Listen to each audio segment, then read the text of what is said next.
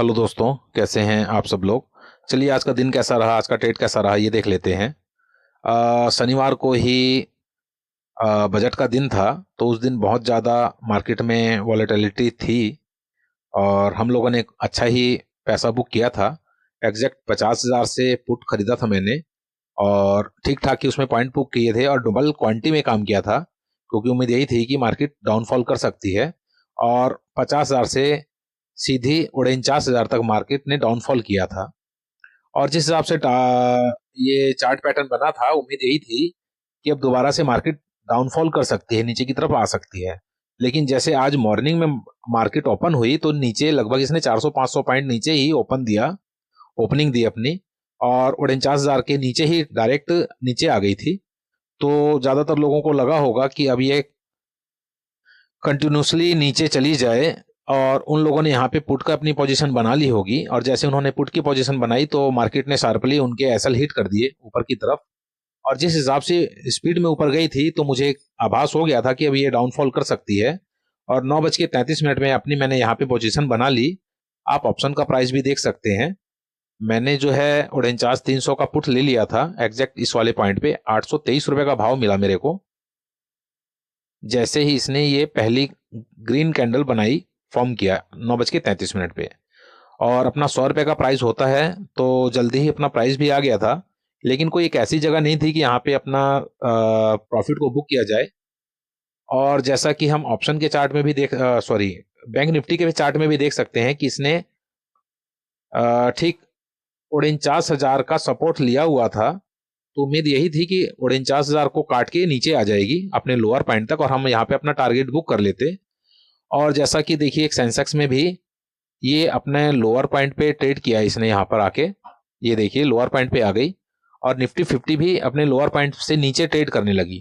तो उम्मीद यही थी कि अपना जो निफ्टी बैंक है ये भी आ जाए, लेकिन हमारी किस्मत ने शायद आज साथ नहीं दिया, क्योंकि ये 49,000 का रेजिस्टेंस लेके, सपोर्ट लेके सीधे ऊपर चली गई।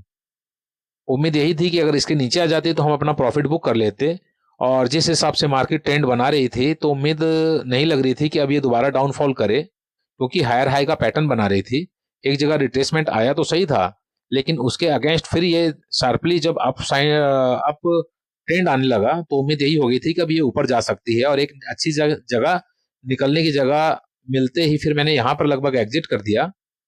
ये देख सकते हैं। तो जो ऑप्शन का भाव है नो लॉस नो प्रॉफिट में, लगभग हम लोगों ने 12:52 पे एग्जिट किया। और नो लॉस और नो प्रॉफिट में एग्जिट करने का मतलब यही था कि टाइम भी ओवर हो चुका था, क्योंकि 12 बजे के बाद मार्केट में रुकना ठीक नहीं था। लगभग 3 घंटे हो चुके होते हैं मार्केट में, तो डाउनफॉल आए या ना आए लेकिन डीके बहुत ज्यादा हो जाता है, तो हमें डीके से भी बचना होता है। तो आज का जो ट्रेड था नो लॉस नो प्रॉफिट में निकला।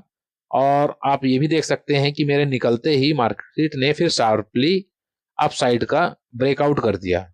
अब जो है यहाँ पे लगभग अपने ऊपरी छोर पे ये दोबारा से काम कर रही है। लेकिन आज का दिन फिर भी ठीक ठाक ही रहा, क्योंकि हम लोगों ने कोई लॉस नहीं लिया।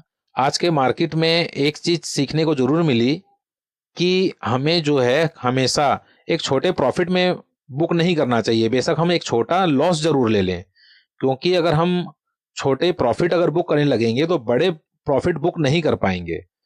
और एक और भी बात है कि हमारा जो प्रॉफिट है वो तो अनलिमिटेड है, लेकिन जो लॉस है वो लिमिटेड है।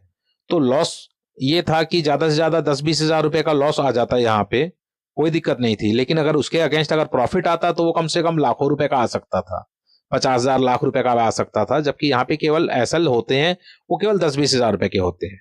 तो हमें इसी सिद्धांत पे काम करना चाहिए कि अगर प्रॉफिट आएगा तो हम प्रॉफिट पूरा बुक करेंगे, आधा प्रॉफिट बुक करके कभी भी नहीं निकलेंगे।